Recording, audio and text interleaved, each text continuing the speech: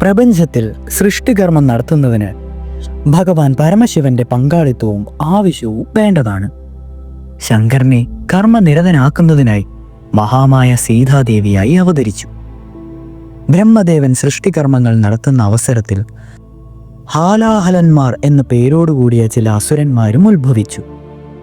ജന്മനാ തന്നെ പരാക്രമികളായിരുന്ന ആ ദൈത്യന്മാർ ക്രൂരന്മാരും സ്വാർത്ഥന്മാരുമായിരുന്നു. 3 ലോകങ്ങൾക്കും അധിപന്മാരായി വസിക്കുന്നതിന് അവർ ആഗ്രഹിക്കുകയും ചെയ്തു. ത്രൈലോകാധിപത്യം നേടുവാനായി എന്താണ് ഉപാധി? അവർ ചിന്തയിലാണ്ടു. ഈ സമയം ദൈത്യഗുരുവായ ശുക്രാചാര്യർ അവിടെ എത്തിച്ചേർന്നു.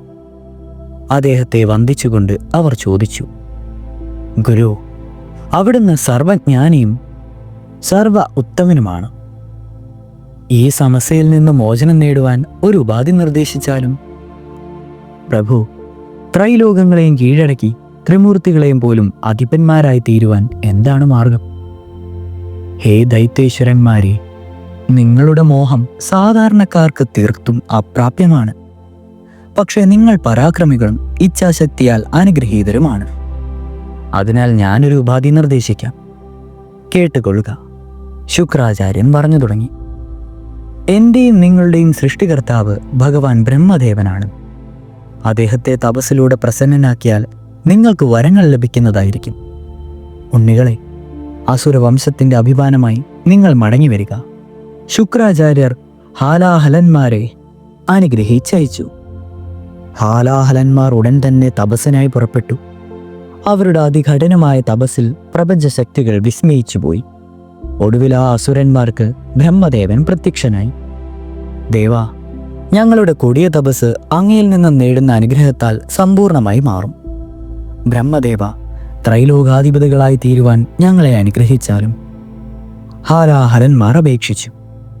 അപ്രകാരം സംഭവിക്കട്ടെ. ബ്രഹ്മാവ് അവരെ അനുഗ്രഹിച്ചു. വരം ലഭിച്ചതോടെ അവർ സന്തുഷ്ടരായി മാറി.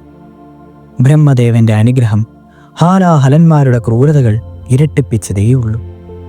ഏതു വിധേനയും 3 ലോകങ്ങളും സ്വന്തമാക്കുവാൻ അവർ യത്നിച്ചു. കൊടിയ യുദ്ധങ്ങളിലൂടെ ഹലാഹലന്മാർ ദേവലോകവും അസുരലോകവും ഭൂമിയും തങ്ങളുടെ അധീനതയിൽ കൊണ്ടുവന്നു. ലോകമെങ്ങും അസുരശക്തി നിറഞ്ഞു. ദേവന്മാർ അത്യധികം ദുഃഖിതരായി മാറി. അവർ മഹാവിഷ്ണുവിനെയും പരമശിവനെയും ചെന്നുകണ്ട് തങ്ങളുടെ ദുഃഖം വെളിപ്പെടുത്തി. അല്ലയോ ദേവന്മാരെ, ബ്രഹ്മദേവന്റെ വരങ്ങളാൽ അഹങ്കാരികളായ ഹാലാഹലന്മാരുടെ ക്രൂരത ഇനിയും സഹിക്കുവാൻ ഞങ്ങൾക്ക് കരുത്തില്ല. ഹരിഹരന്മാരെ, ഞങ്ങൾക്ക് തുണയാവുക. ദേവകളുടെ പരിദേവനങ്ങൾ കേട്ട ഹരിഹരന്മാർക്ക് സഹതാപം തോന്നി. അവർ യുദ്ധസന്നദ്ധരായി മാറി. ദൈത്യന്മാരും ദേവന്മാരും ഇരുചേരികളിലായി അണിനിരന്ന ആ യുദ്ധം 60,000 വർഷം നീണ്ടുനിന്നു. ആ യുദ്ധത്തിനൊടുവിൽ ദൈത്യന്മാർ ദയനീയമായി പരാജയപ്പെടുകയും ഹലാഹലന്മാർ വധിക്കപ്പെടുകയും ചെയ്തു.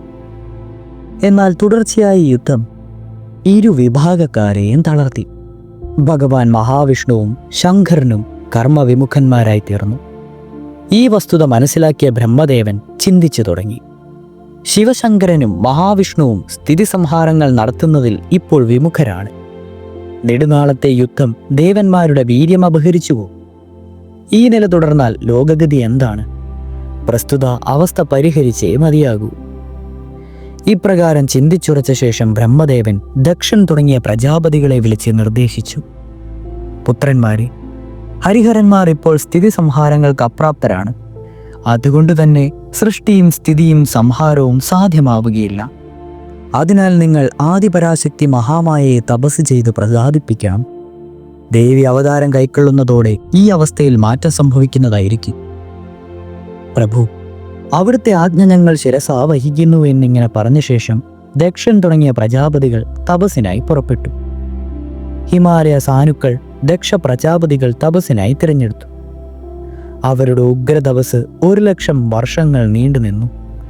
ഒടുവിൽ മഹാമായ പ്രത്യക്ഷയായി. തനിക്ക് മുന്നിൽ കൂപ്പുകൈകളുമായി നിൽക്കുന്ന പ്രജാപതികളോട് ദേവി അന്വേഷിച്ചു. അല്ലയോ പുത്രന്മാരെ, 1,00,000 വർഷം നീണ്ടുനിന്ന നിങ്ങളുടെ തപസ്സിന് പ്രേരക ശക്തി എന്താണ്?